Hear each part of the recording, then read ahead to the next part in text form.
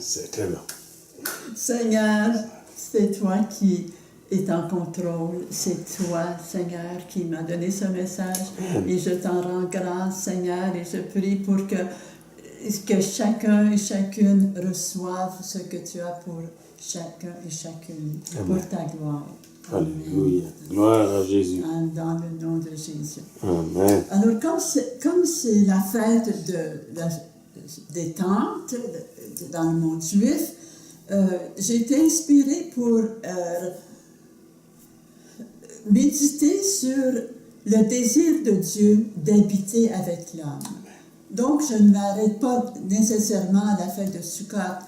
Je fais plus une revue.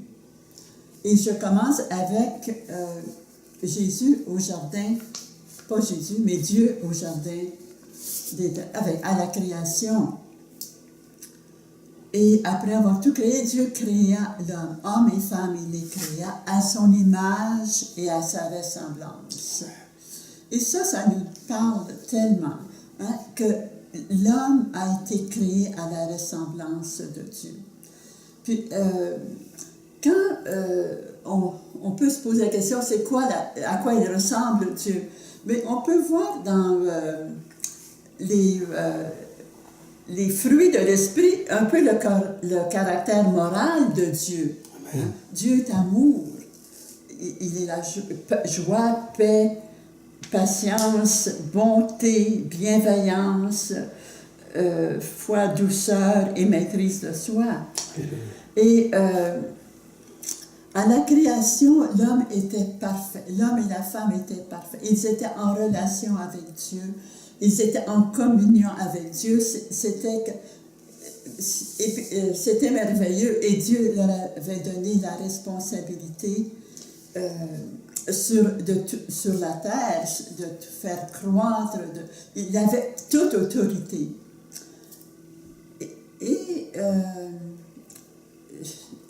Une catastrophe épouvantable est arrivée. C'est que Adam et Ève d'abord et Adam qui a suivi, ont désobéi à Dieu. Et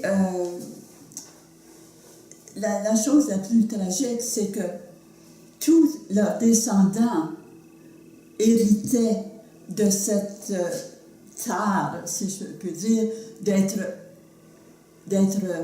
en révolte contre Dieu. Comme race humaine, on veut être en contrôle, on veut se promouvoir, avoir les honneurs, et on a quitté donc ce destin que Dieu nous avait donné.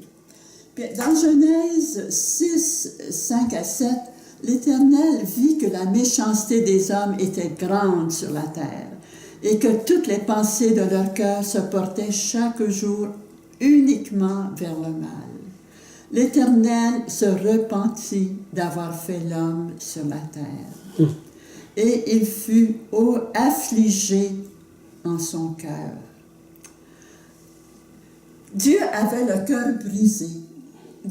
Son projet si merveilleux, ce projet de la création de l'humanité, qui avait émerveillé les anges, des êtres spirituels dans un corps charnel qui était à l'image de Dieu, c'était corrompu. Corrompu. Dieu regardait la terre et voici, elle était corrompue. Car toute chair avait corrompu sa vie sur la terre, nous dit Genèse en 6, 10 et 11. Alors, ce Dieu d'amour, il nous dit que son cœur était, il ne dit pas que le cœur était brisé, mais que son cœur était, il fait affliger dans son cœur. Mais Dieu étant Dieu, avait un plan encore plus merveilleux. Avait un plan encore plus merveilleux. Alléluia. Et on va le voir. Alors, il s'avérait qu'il restait un homme juste qui était Noé, qui fut sauvé parce que Noé engendra des fils et dans la descendance d'un de ses fils, je me rappelle plus le nom, Sem. de Sem, merci, est venu Abraham. Et Abraham, David et la race israélite, d'où est venu Jésus. Maintenant, quand Dieu par Moïse, a pris son peuple qu'il a libéré et qu'il a amené progressivement à la terre promise, Dieu avait aussi un plan et qui était à court terme, mais à cause de l'homme et puis de son attitude, ça a duré 40 ans. Et on voit les mêmes traits charnels de l'homme déchu chez les Israélites. Dieu avait fait des merveilles, il avait montré sa puissance, ils avaient traversé la mer Rouge et tout ça. Mais quand ils ont été sous le soleil du désert et puis qu'il n'y avait pas d'eau puis qu'ils avaient faim, ils se sont mis à murmurer. Wow. Et puis il faut comprendre, hein, parce qu'on est facilement porté à les blâmer, mais ils avaient vraiment soif. Hein. Si c'était 50 Celsius sur le désert, les enfants, les vieillards, tout le monde avait soif et faim. Mais au lieu de faire confiance à ce Dieu qui les avait délivrés des Égyptiens, ils ont murmuré. Et c'est ça qui a fâché Dieu. Il s'est mis en colère. Mais aussi, comprenons que quand on a quelque chose qui nous dérange et qui nous blesse, il y a de la tristesse aussi. Puis souvent, on réagit avec colère. Alors, Dieu était triste de retrouver les mêmes réactions chez ce peuple qu'il avait choisi et à qui il avait fait de si belles promesses.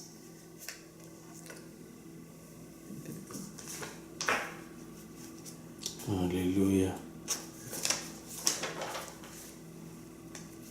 Et puis, il y a une chose qui m'a frappée aussi. Il semble que le peuple ne comprenait pas encore que c'était Dieu qui les avait délivrés. Et Moïse, quand ils ont demandé du pain, Moïse dit, demain, la gloire de Dieu va se manifester. Vous verrez la gloire de Dieu. Amen. Et au matin, il y avait quelque chose d'inconnu par terre, sur le sol. Puis la manne, ça veut dire, qu'est-ce que c'est ça? C'est ça que ça veut dire. C'est quoi ça? C'est quoi ça? Ils n'avaient jamais vu. Et une fois que la rosée était finie, il y avait de petites graines, comme la forme de coriandre. C'était tout petit. Et il fallait ramasser. Puis moi, ce qui m'a frappé là-dedans, c'est que Moïse avait dit, vous allez voir la gloire de Dieu.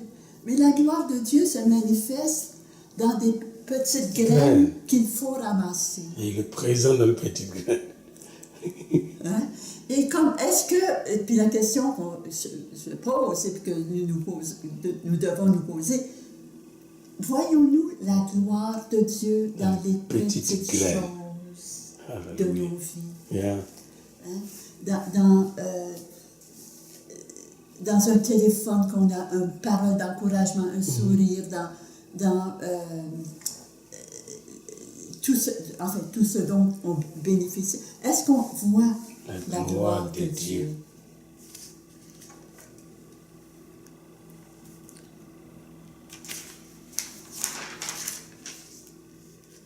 Et aussi, avec la manne, dans le chapitre 16, je pense, d'Exode, le mot « ramasser » est cité 11 fois dans un tout petit chapitre. « Ramasser ». Wow. Ça veut nous dire quelque chose. Ramasser. Ça veut dire que, d'abord, chaque matin, il devait ramasser. Mais pour ramasser, il faut se pencher, il faut ramasser, il faut en prendre soin, le mettre dans un bol. 11 fois, je pense, que le mot revient. Alors, il faut une persévérance, il faut de l'humilité, il faut être décidé et comprendre aussi que c'est important. Et je pense que ça, c'est quelque chose qu'on peut appliquer à nos vies. On devrait les ramasser. La semence, la parole de Dieu, parce que c'est le pain vivant, ça. Amen. C'est le pain qui... et puis Jésus, quand on va dans Jean 6, il nous dit que c'est lui le pain de vie, c'est lui le pain descendu du ciel, c'est lui la parole vivante, c'est lui qui nous nourrit. Alors, est-ce que nous avons cette détermination d'aller chercher, de ramasser ce que Dieu nous donne chaque matin? Alléluia. Vous savez, si on ne le fait pas, ben, on meurt de faim. On murmure tout le temps, puis on cherche à la mauvaise place. Wow. Aide-nous à ramasser la parole chaque jour. Yes, Lord. Oh my goodness. Oui, Seigneur Dieu. Alléluia. Ensuite,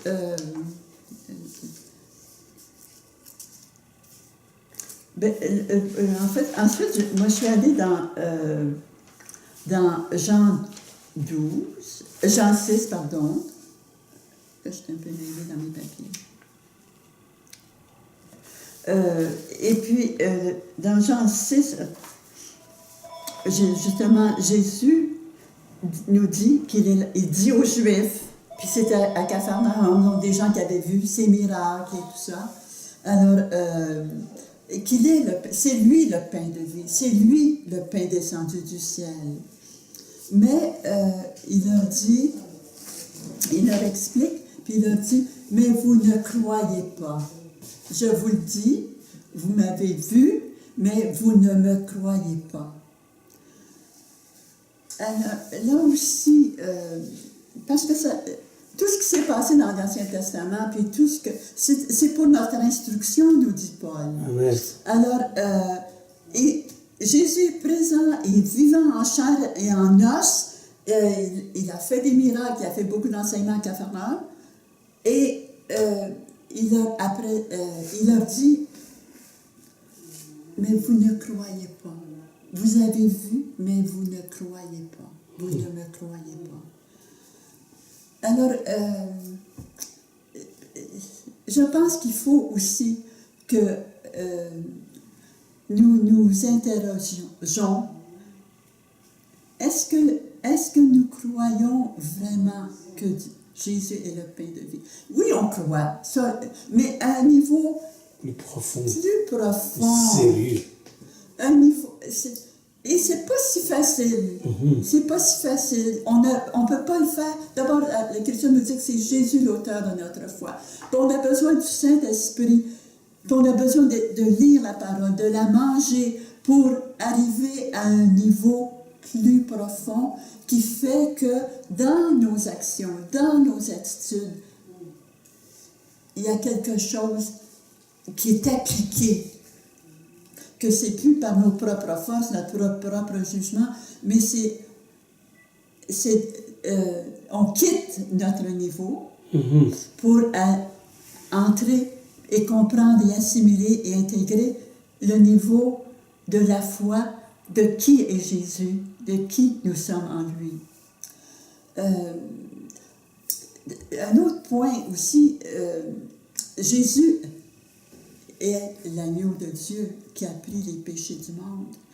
Mais Jésus n'est pas venu d'abord pour nous sauver. Il est venu d'abord pour son Père, obéir à son Père.